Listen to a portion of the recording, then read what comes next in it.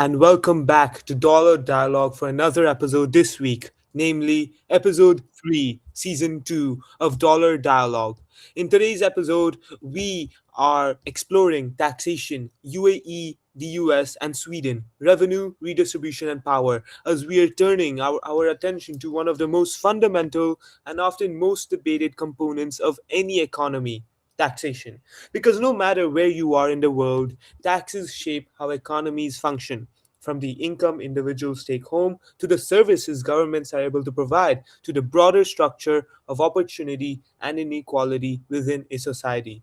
And yet, despite how central taxation is, there is no single model that countries agree on. Some economies operate with little to no income tax, prioritizing incentives, growth, and individual income. Others impose significantly higher taxes in order to fund extensive public services and redistribution. And that raises a deeper question. Taxation isn't just about collecting revenue, it's about the trade offs and the opportunity costs. And we know how lower taxes can increase disposable income, attract talent, and encourage investment, while higher taxes, on the other hand, can fund healthcare, education, and welfare systems. But they also raise questions about efficiency and long term economic growth. And beyond the numbers, there's another layer to this. Because people don't just respond to how much they pay in taxes, they respond to whether the system feels fair, transparent, and justified. So, in today's episode, we'll be exploring taxation through three very intricate but contrasting models: the United Arab Emirates, the United States, and lastly, Sweden. So today we are joined by an esteemed guest speaker, Miss Sabeera Khan. She takes economics HL and has an IBDP score of 7 and also founded a finance club. Would you like to add anything to the introduction? Um, y- I think you've said enough, but I think economics is a great subject, and what really inspired me to look into this was basically Bangladesh politics, and yeah, I think it's a great subject, and it really runs the world. Thank you so much, Miss Sabira, and also Zumar Sheikh. Would you like to get the podcast started speaking about the United Arab Emirates, which has a 0% income tax model but has high business, consumption, and corporate taxes? Supreet, thank you so much for giving me the torch here. I would love to answer anything about UAE, as I had actually lived there during the COVID pandemic. But before I begin, I would just like to thank Sabeera Khan joining us all the way from Cody. It is an honor and a pleasure to have you on this podcast here. When we talk about taxation, most countries fall somewhere on the spectrum. You either tax heavily to fund public services or you keep low taxes to encourage growth and investment. But when we talk about the UAE, or the United Arab Emirates, it's actually one of the few countries that stands out, as it has built an entire economic model around having no personal income tax at all. And yet, despite that, it still manages to offer world-class infrastructure, attracting, which also attracts global talent, and positioning itself as a major financial and business hub. So the UAE raises an interesting question. How can a country function and even thrive without taxing individual income, and what are the trade-offs behind the system?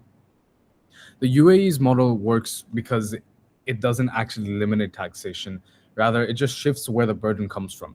Instead of taxing income, the government relies heavily on alternative revenue streams such as oil, especially in Abu Dhabi, alongside indirect taxes such as a 5% VAT, corporate taxes, business licensing fees, and high levels of consumption-driven revenues from sectors such as tourism, real estate, and aviation. This allows the country to keep personal taxes at zero while still generating enough income to fund infrastructure and public services.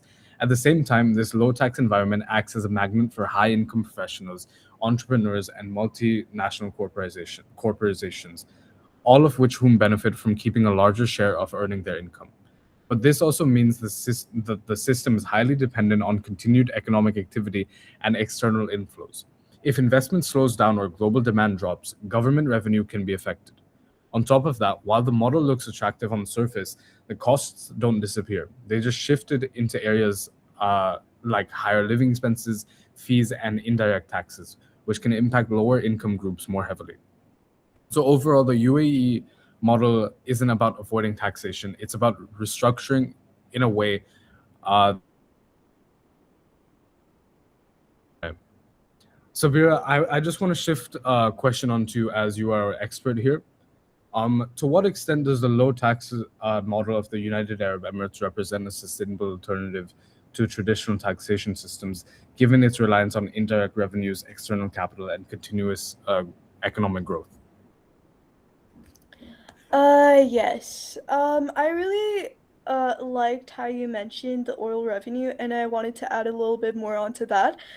I feel like it makes the economic structure and the economic model of Dubai just very sensitive because speaking of World War III, the whole political conflicts of war, it really puts Dubai in a sensitive position where the economic structure is very likely and it has a high tendency of collapsing.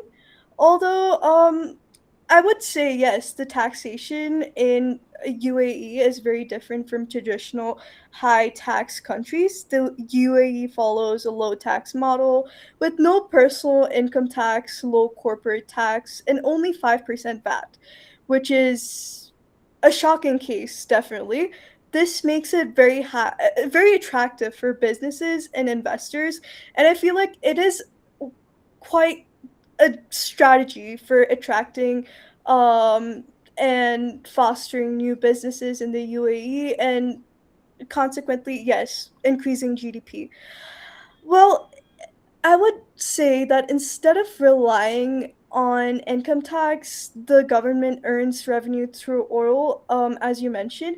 However, the sustainability of this model can be an issue because one of the major issues is just the dependence on oil.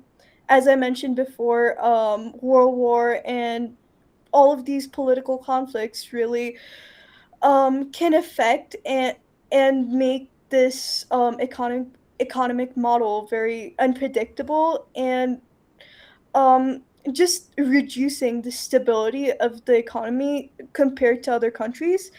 Another problem I feel is fairness. Taxes like VAT affect everyone, but poor people in the economy, or my bad, spend more of a larger share on daily income and daily necessities, so they feel the burden more. Unlike progressive tax, where the rich pay more, the UAE does not indeed reduce inequality and equity. The recent introduction of corporate tax also shows that how lower tax and economies need a more stable revenue source over time. But overall, the UAE's low tax model is effective for attracting investments and supporting growth, but it's also only sustainable if the economy continues to diversify and not only rely on oil and also foreign capital as it keeps flowing. It is a strong model, but it does not completely replace the traditional taxation system. Sabir, that was beautifully well said by you and responding to my question. That was amazing. Thank you so much for giving such a beautiful response. You're welcome. I really liked your points, which you discussed. Thank you so much.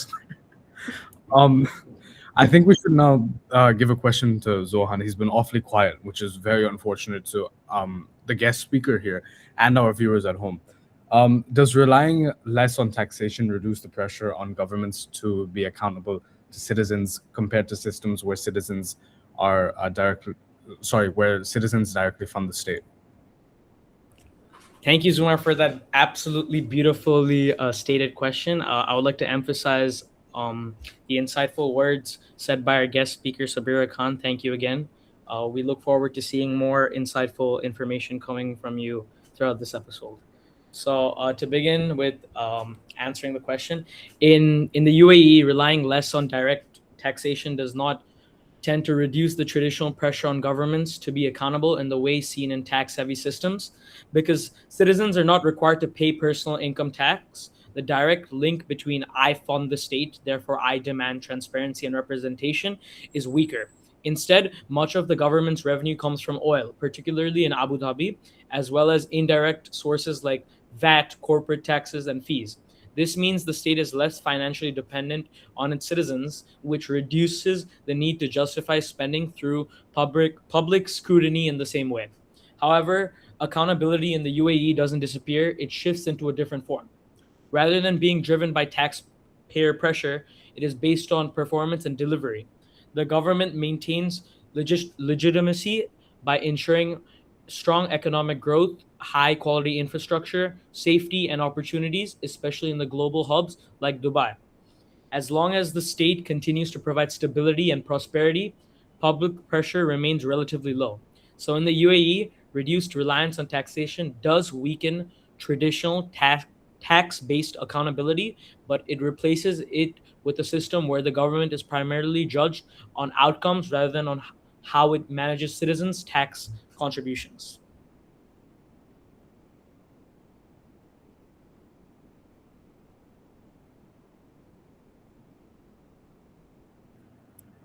So, Sabir, wait, Supreet cut here. My Sabir, bad. just look at chat, please. Okay. That was well said, Zohan. But I was curious if you could quantify this a bit for us. Um, what are the main non-oil revenue sources in the UAE, and how significant are they relative to oil in terms of government income? Thank you, Sabir, for that beautiful question. But I would like to pass the torch on to Mr. Araf Kabir, as He's our guy. he's Yeah. more informed on this question compared to me. So, Araf Kabir, please go ahead. He's our guy with numbers. He knows all the numbers all the time. Thank you, Zohan, for passing on the torch. In the case of the UAE, government revenue is still heavily shaped by oil and gas, but the structure has been shifting over time. Historically, oil was the dominant source, at times contributing the vast majority of government income, which often estimated at well over half of total revenue, especially in earlier decades. However, today that share has decreased significantly due to diversification. Non-oil revenues now play a much larger role and include several key sources. So, like the value-added tax introduced in 2018 at 5%, corporate taxes, especially on large firms and foreign companies, fees and licensing revenues, including business permits and government services, real estate and tourism-related income, particularly in cities like Dubai, and sovereign wealth fund returns generated from global investments. Altogether, non-oil revenues now make up a substantial and growing portion of government income, in some estimates approaching or even exceeding around 40 to 50%, depending on the year and economic conditions. So what this basically shows is a transition. While oil still remains extremely important, the UAE is no longer purely oil dependent. So instead, it is gradually building a diversified fiscal model where taxation and non-oil economic activity are becoming increasingly central.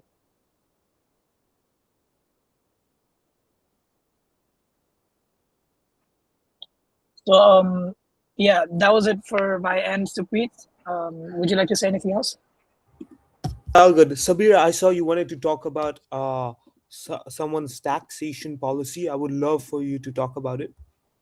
Yes, of course. So, after listening to all of your wonderful responses about just talking about the Dubai economic structures and the model and how it might be ineffective, and it does not really emphasize that much on inequality and inequity, I feel that another very useful policy in this case would be Zoran Mamdani's property tax idea.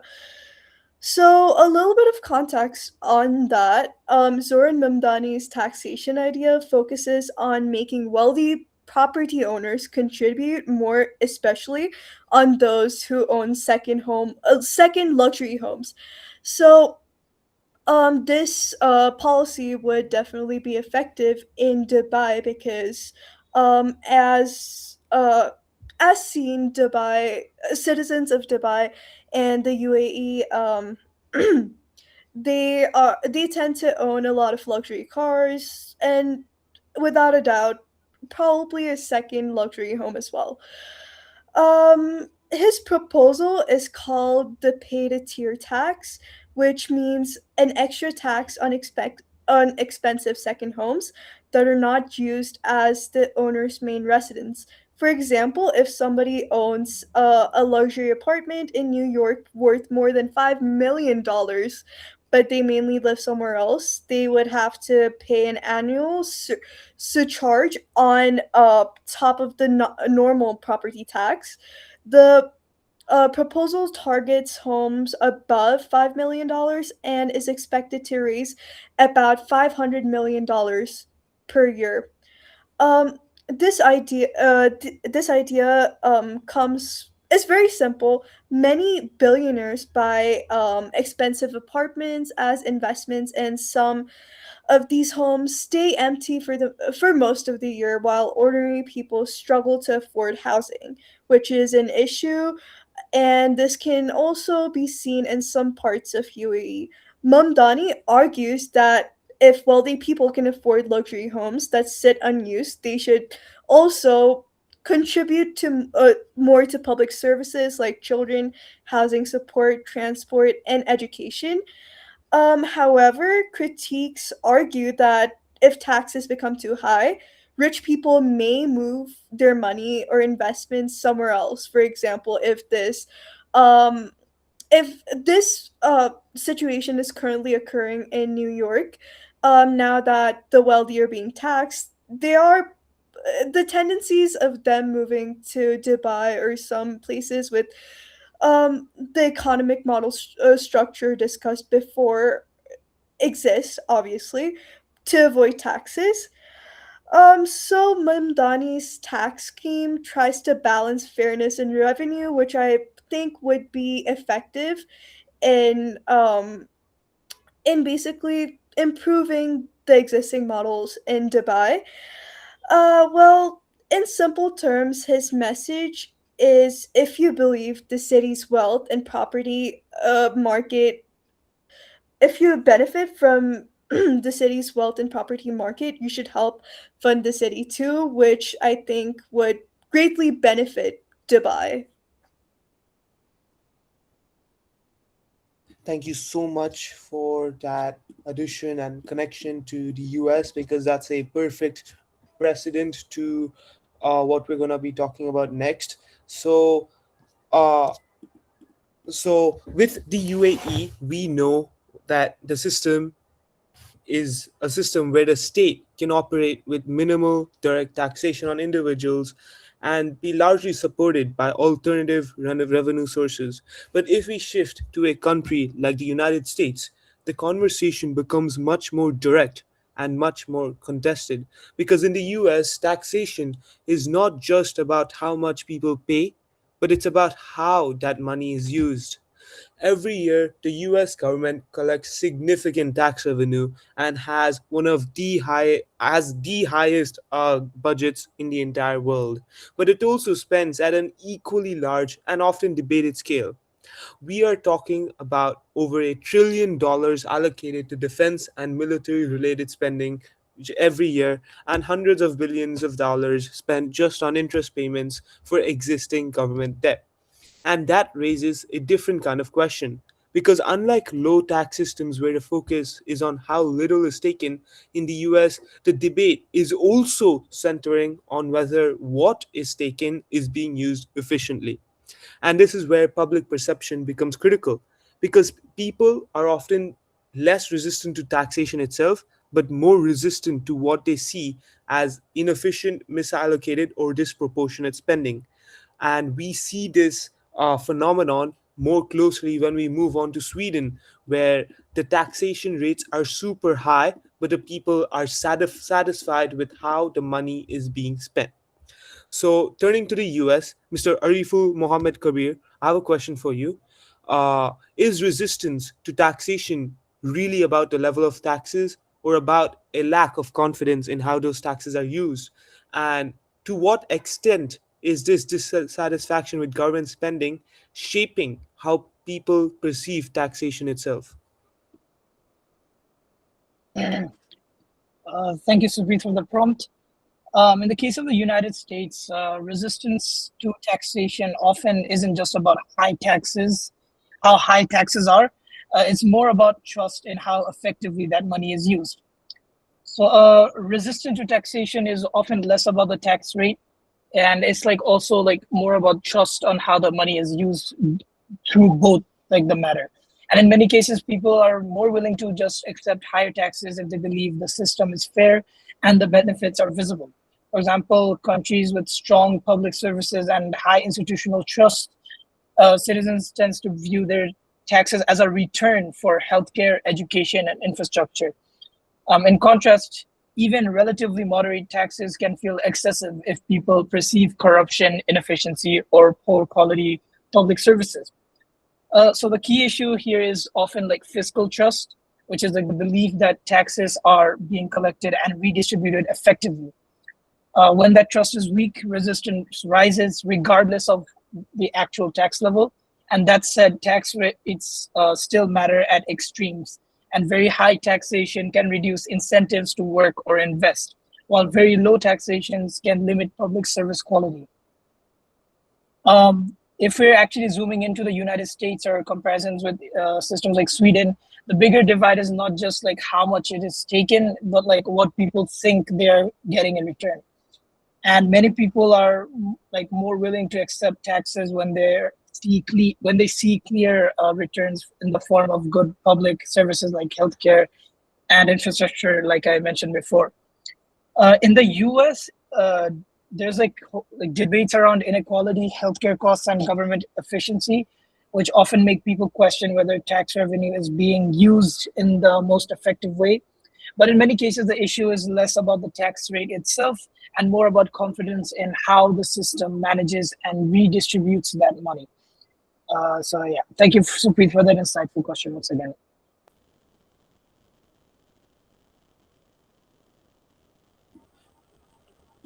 Or if I remember you mentioning that you had a important question to ask Sabira.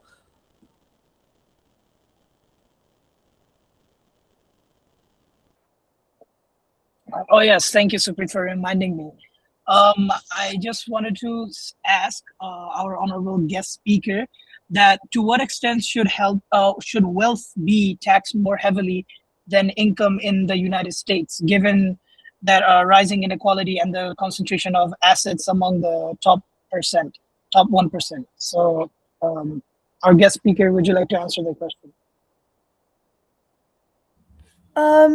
Yes, thank you for your question. And yes, I do believe that wealth should be taxed more than income. Zooming into the United States, uh, now, wealth should definitely be taxed more than income because wealth creates a long-term advantage that income does income alone does not.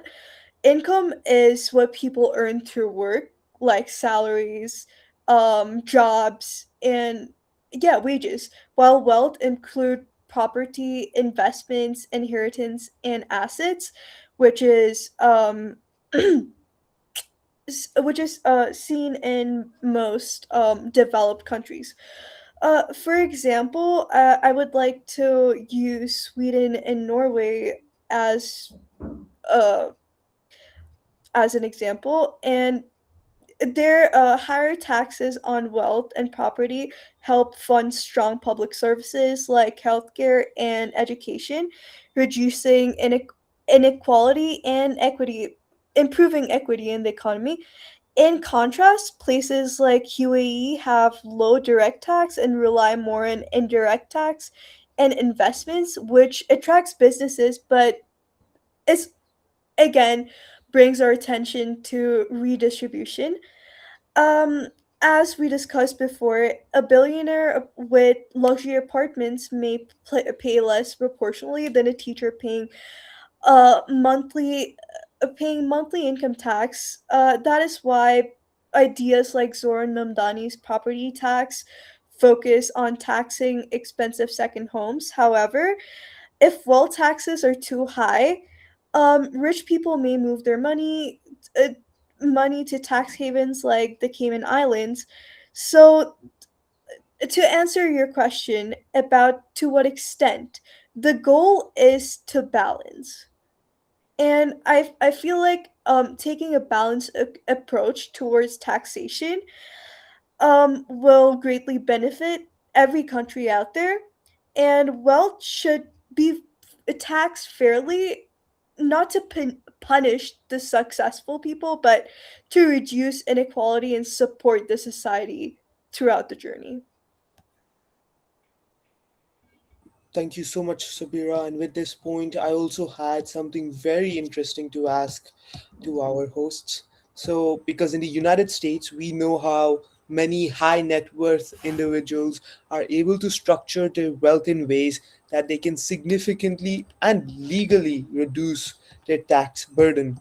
Because we know how instead of high earning high taxable salaries, they can accumulate wealth through assets like stocks, which can grow for years without being taxed unless sold. And at the same time, they can borrow against those assets, effectively turning unrealized gains into spendable cash without triggering income tax. It's entirely legal, but it functions almost like a loophole because wealth is just being created and used, yet much of it sits outside a traditional tax system.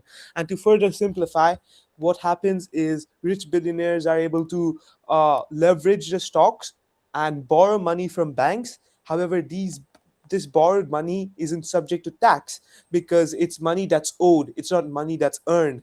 And for that reason, this really raises a difficult question about whether the system is equitably taxing income. And more specifically, I wanted to ask Mr. Zumar Sheikh, uh, Mr. Zumar Sheikh, if wealth can grow largely untaxed while income is heavily taxed, does the system inevitably allow the rich to get richer while making it harder for others to catch up? Supreeth Nagella, Mr. Nagella, thank you so much for giving me such a beautiful question to respond to. I would just like to take the time here and say, um, our guest speaker here is doing an amazing job responding to every question and every response that she's able to give us. She's done an amazing job. Thank you so much, Sabeera. Um, You're welcome. Thank you for having me here. Thank you. If if wealth can grow largely untaxed while income is heavily taxed, does the system inevitably allow the rich to get richer while making it harder for others to catch up? This question becomes especially relevant in the context of the United States, where much of the wealth is held by high net worth individuals and is tied up in appreciating assets such as stocks and other real estate rather than taxable income. Example is someone like whose net worth has from the rising value rather than a traditional salary. Because these gains are unrealized, because these gains are quote unquote unrealized, they're not taxed unless he sells the shares. And instead, individuals in similar positions can borrow against their stock holdings to access billions in liquidity without triggering income tax. Since loans are not considered taxable income, this allows them to maintain and even grow their wealth while avoiding the kind of regular taxation that wage earners face. Meanwhile, a salaried worker earning a fixed income is taxed constantly each year with limited ability to defer or restructure that burden. Over time, this creates a compounding effect where asset owners can accelerate wealth accumulation while others are effectively slowed down by taxation on income. reinforcing inequality not just through how much people earn, but through how different types of economic gains are treated by the system.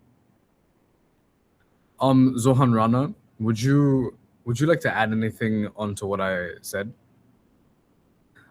I just want to shift our attention to our esteemed guest speaker, as I believe she had an itching question to ask Zohan Rana here. Yes, as we discussed before, with all the questions and discussions about taxation, do you think with global minimum corporate taxes being discussed, can low tax countries still survive in this economy? Wow, what a beautiful question. That was beautifully stated, and I've been itching to answer that question. So, to begin with, in the United States, global minimum corporate taxes do not pose a major threat to the country's economic model because it has never relied on extremely low taxes to attract business. Instead, the US economy is driven by strong fundamentals such as innovation, a large consumer market, advanced financial systems, and access to skilled labor. The global minimum tax promoted by the OECD is actually designed in part to address an issue that affects the US significantly: profit shifting by multinational corporations to low tax jurisdictions. By setting a minimum tax rate, the policy reduces incentives for US based companies to move profits abroad, which can help stabilize the domestic tax base and increase government revenue. This creates a more level global playing field where companies compete less on tax avoidance and more on real economic productivity. As a result, the US may benefit more on fairer competition and stronger fiscal capacity. However, there are still some trade offs. Higher effective taxation could slightly reduce after tax profits and may discourage certain types of investment at the margin. To remain competitive, the US must continue to strengthen its non tax advantages such as technological leadership, infrastructure, and education. Overall, the global minimum tax reinforces the US position rather than weakening it, as it aligns with its broader economic strengths and reduces the advantages previously held by low tax jurisdictions.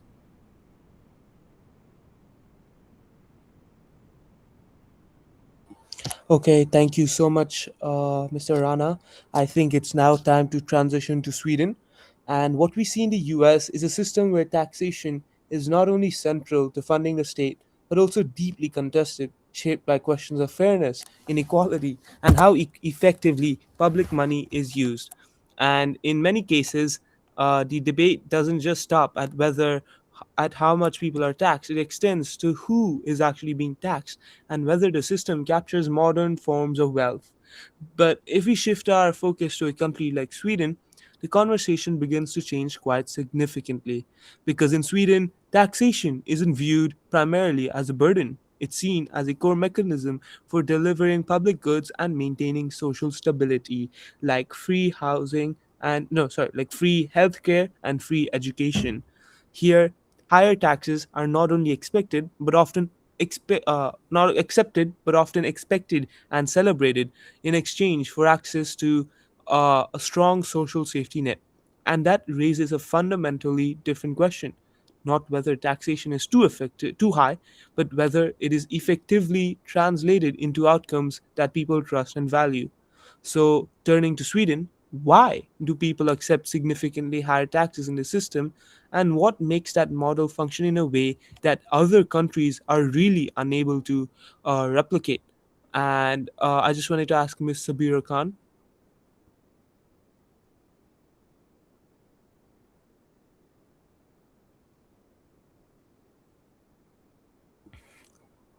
Sorry, I think I might have broken up. Why do people accept significantly higher taxes in the system, and what makes this model function in a way that others struggle to replicate?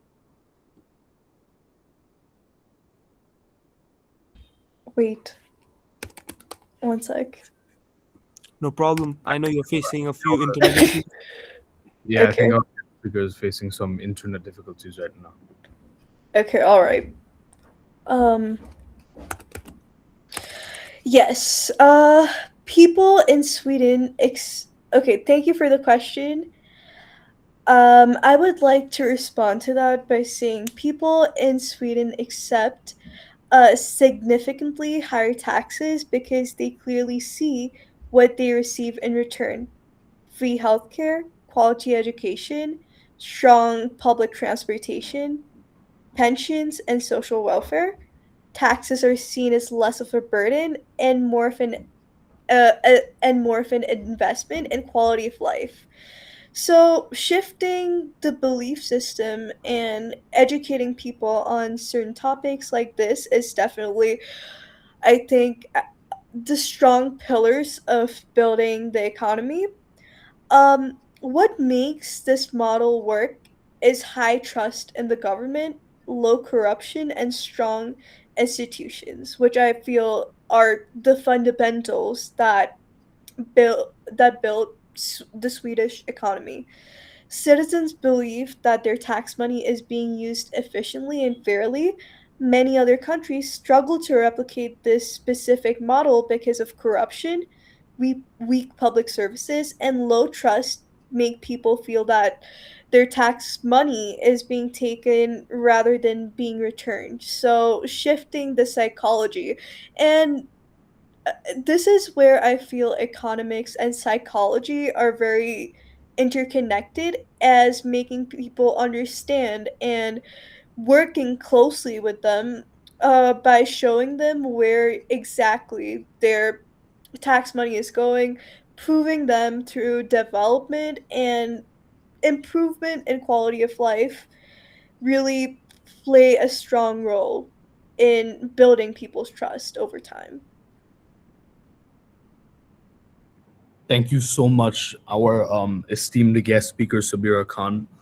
Sabeera, leeching off what you said regarding Sweden, I just want to ask a question to Zohan here, which you actually helped me inspire to create this question myself.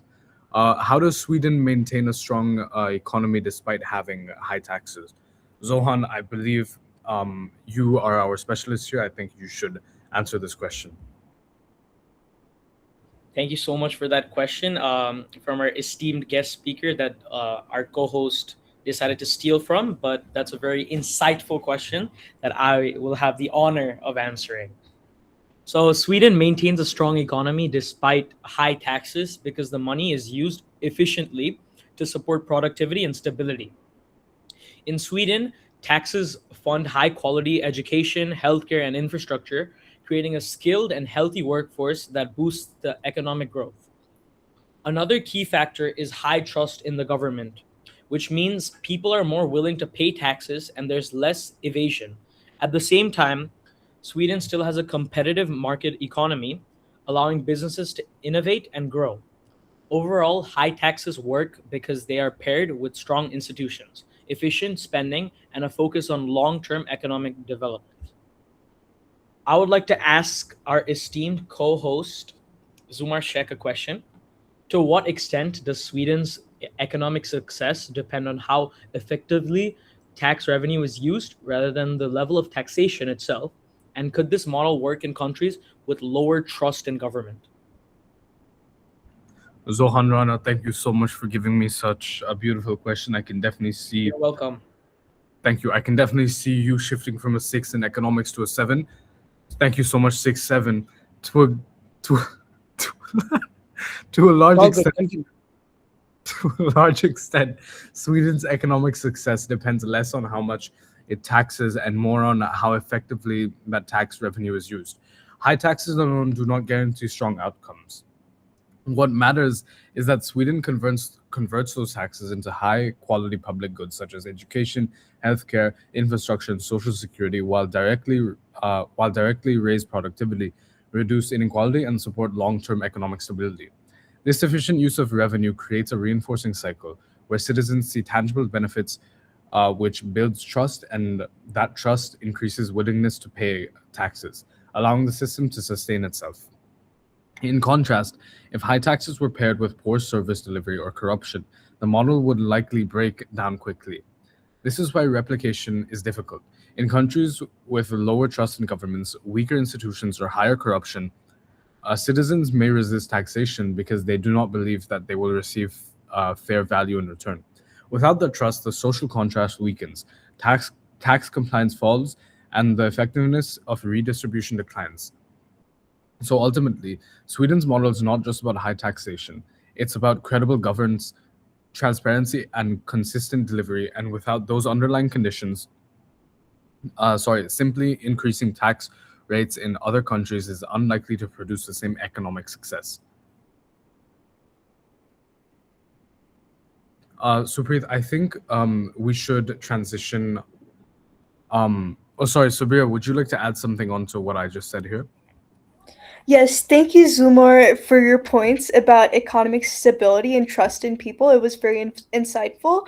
I would like to add that this also raises an important comparison. Is Sweden's model better than low tax economies like the UAE?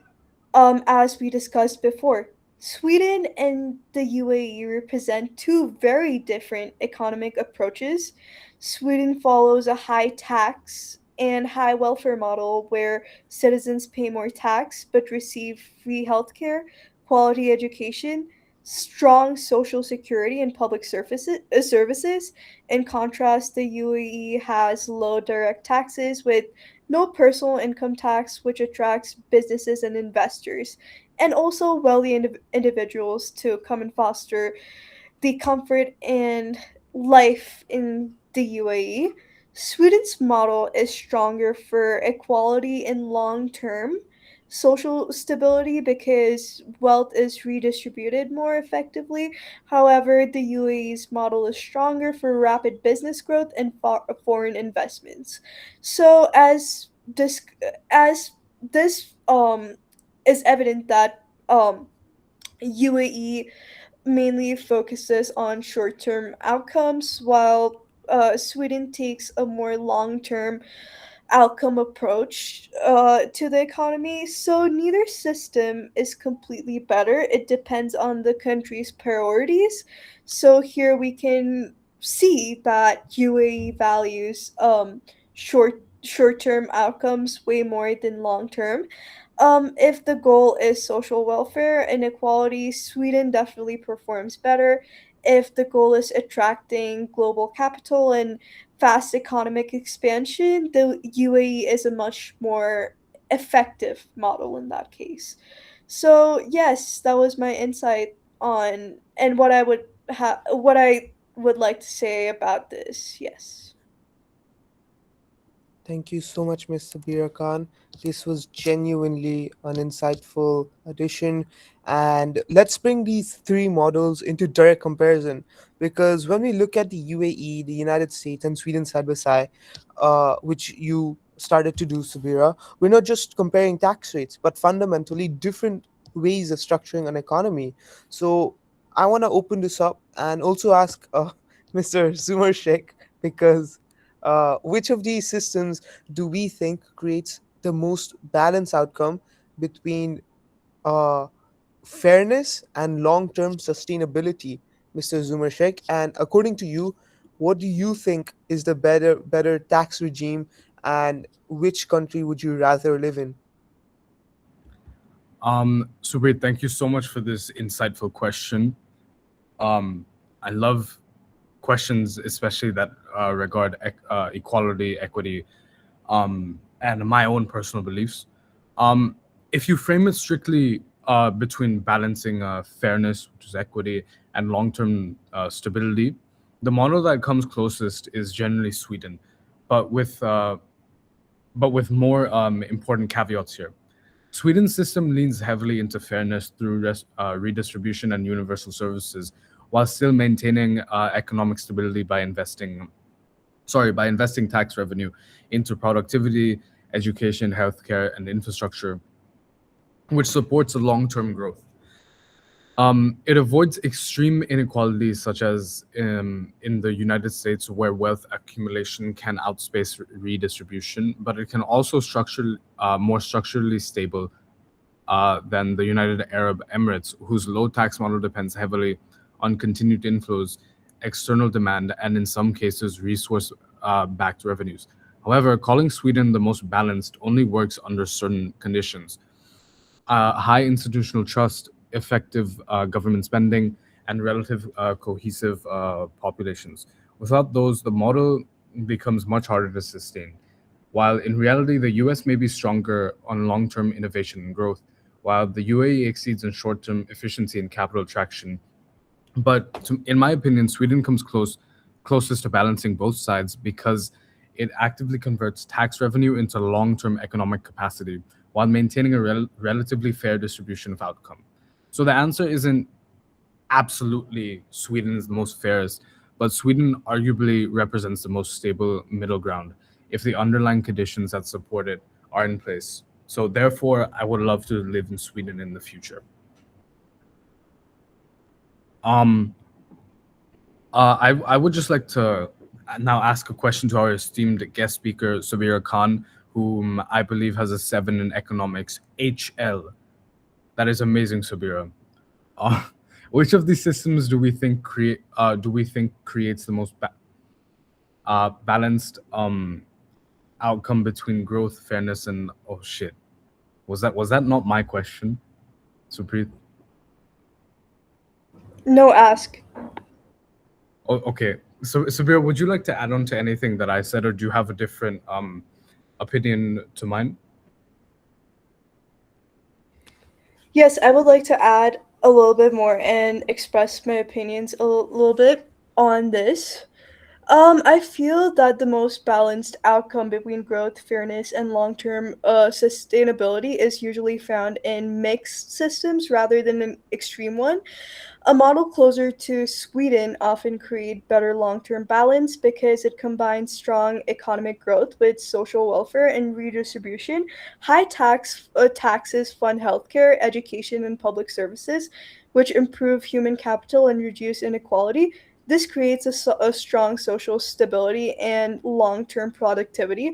However, a system like the UAE is stronger for attracting investments and rapid business growth because low taxes encourage entrepreneurship and foreign capital.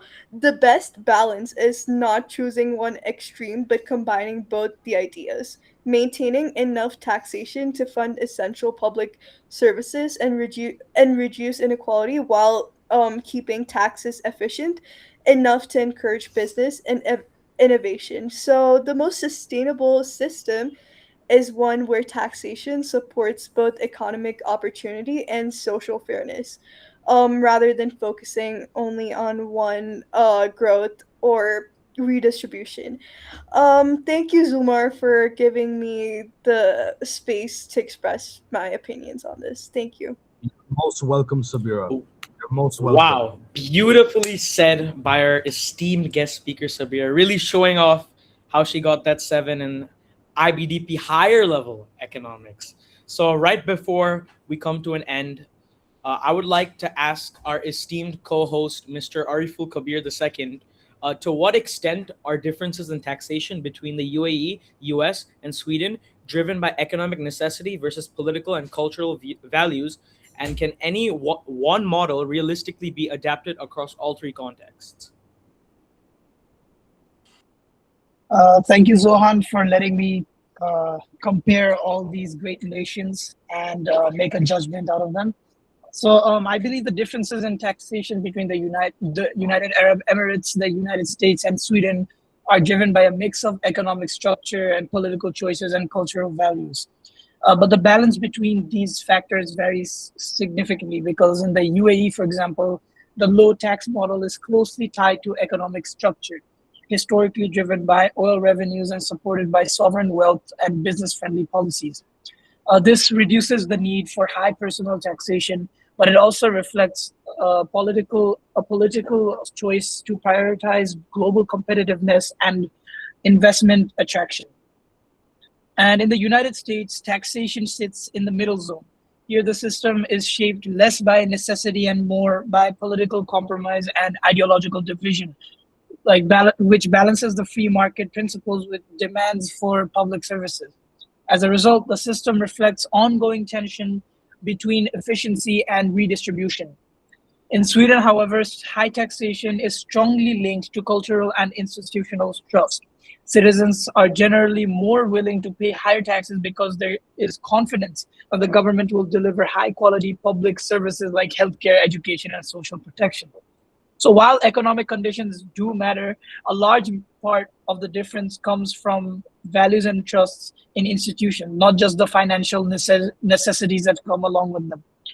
As for whether one model can be adapted across all three contexts, the answer I would say is no, because each system is built on different foundations.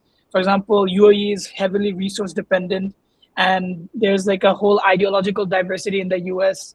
And lastly, even Sweden has high social trust. So without those underlying conditions, like copying a model directly would likely create like an imbalance or like a resistance when applied. So yeah.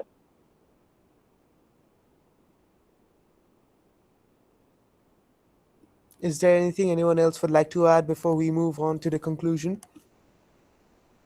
No, Supreet, I think we should move on to the conclusion. We had a fruitful discussion so far. Thank you. Yeah, it was a very fruitful discussion, especially by Zohaan Rana. I would like to emphasize the fruitful discussion we all had with our esteemed guest speaker, Sabeera Khan. I would like to thank everyone for the fruitful discussion. So, to bring the fruitful discussion together, what today's fruitful conversation really highlights is that taxation isn't just about how much is collected, but about how systems are structured and how resources are distributed and how those choices reflect broader priorities within a society. Across the UAE, the United States, and Sweden, we see three very different approaches from minimal taxation, supported by alternative revenues, to a contrasted system shaped by inequality and spending debates, to a high tax model built on trust and redistribution. And what becomes clear is that there isn't a single correct model. Each system represents a set of trade offs between efficiency and equity, between growth and redistribution, and ultimately between what governments provide and what individuals are expected to contribute. So, before we close off the podcast, I just wanted to ask our beloved and invaluable guest speaker, Miss Sabeera Khan, whether she has anything to say about the podcast. I feel that this podcast is amazing. All the ideas discussed are definitely the anchor for a better future, definitely. And I feel that these kind of um, conversations are necessary among the youth. Um, as in my club, I also encourage people to research about the future of the economy and just looking into how different economic structures operate. Um, and yes, I feel that this podcast does that effectively, and we can definitely apply our areas of knowledge in um, individuals and societies onto such sectors and definitely improve our own countries with such knowledge, especially about economics, since it not only improves our lives but our community as a whole. Thank you so much, and thank you again to our guest speaker and to everyone else who joined us for today's discussion. Just wanted to mention we had Mr. Zohaan Rana, Mr. Mohammed Araf Kabir II, Mr. Zumar Sheikh, and me myself, Supreeth Nagella, and it was really a Just before we, I would like to emphasize the thankfulness as from all the hosts towards our esteemed guest speaker, Miss Sabeera Khan. She brought a lot of insightful information to the podcast that we lacked, in the sense that she was a sort of a missing puzzle piece for this podcast. And we know that she's very busy as she is an IBDP DP year two student, currently projecting a 45 out of a 45, and also projecting a 7 in in IBDP economics. And yeah, thank you so much. sounds good. You're So welcome, Zohan. Yes. So, thank you to everyone listening. And if you found this conversation valuable, be sure to like, share, and subscribe for more episodes of Dollar Dialogue. Thank you again to our beloved viewers. And that's the episode for today. Next week, we are back with another very good episode and another very good guest speaker. And that's Dollar Dialogue episode 5. And thank you, and we really hope you enjoyed the discussion. And that's the podcast for I today. don't ever slow up, no I don't take shit. I got no love for the fakeness. If you wanna play tough and wanna hate this, I'll always show up. I don't ever slow up, no I don't